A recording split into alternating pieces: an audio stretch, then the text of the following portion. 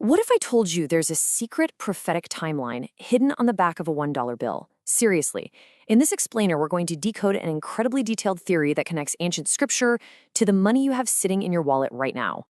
So that's the big question we're tackling. The core idea here is that this everyday object, something we see all the time, actually holds a profound mystery, a key to an ancient timeline. Let's see if we can unlock it together. All right, let's dive right in. The whole theory kicks off with the Great Seal right there on the back of the dollar.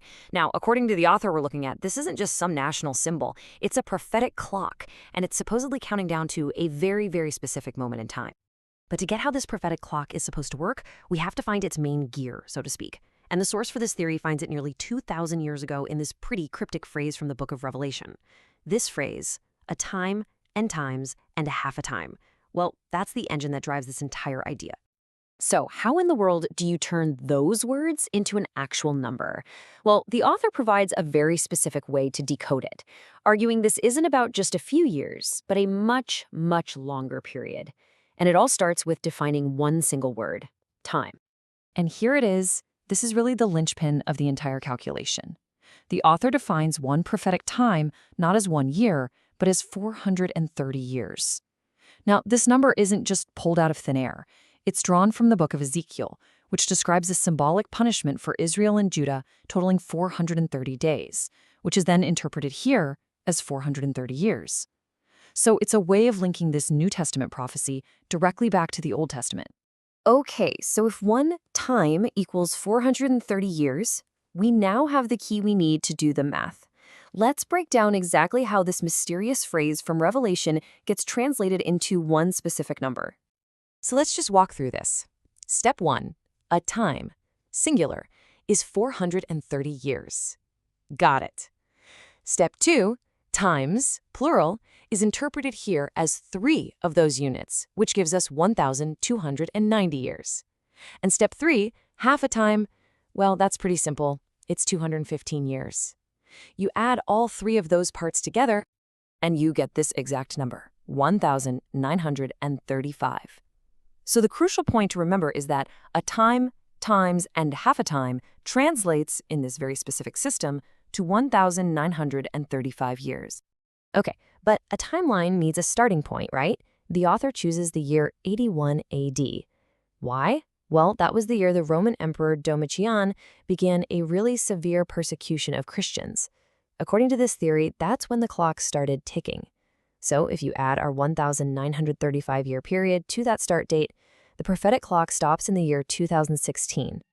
So why is the year 2016 so important? This is where the whole theory circles right back to the $1 bill. The author claims this is absolutely not a coincidence, because the pyramid on the Great Seal allegedly calculates to the exact same year. Now check this out. Here's the second parallel calculation.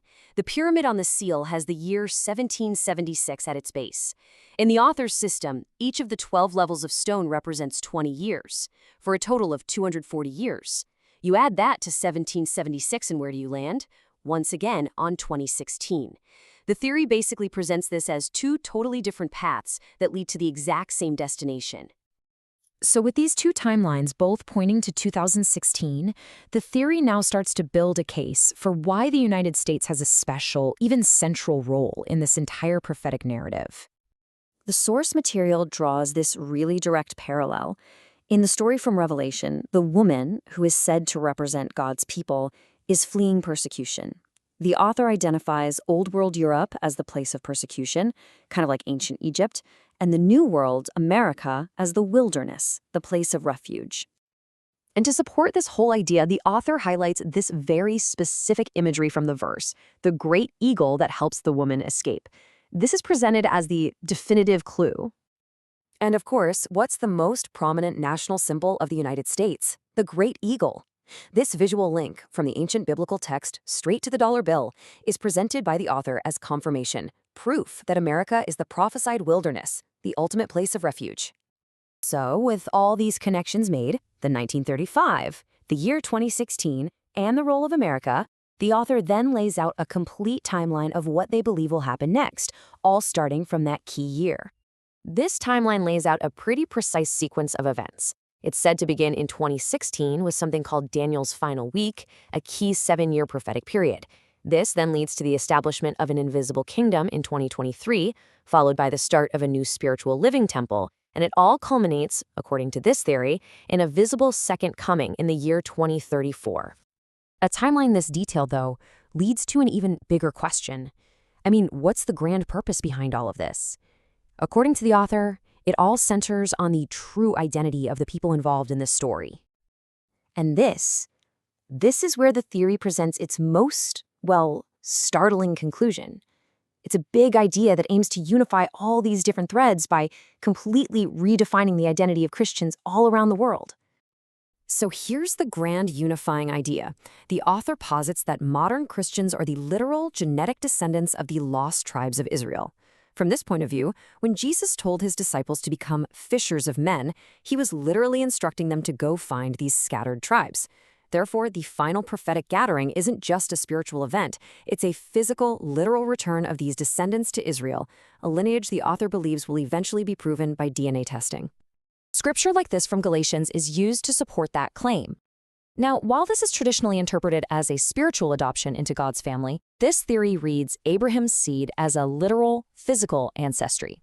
The argument becomes that Christians are heirs not just by faith, but by a direct, traceable bloodline.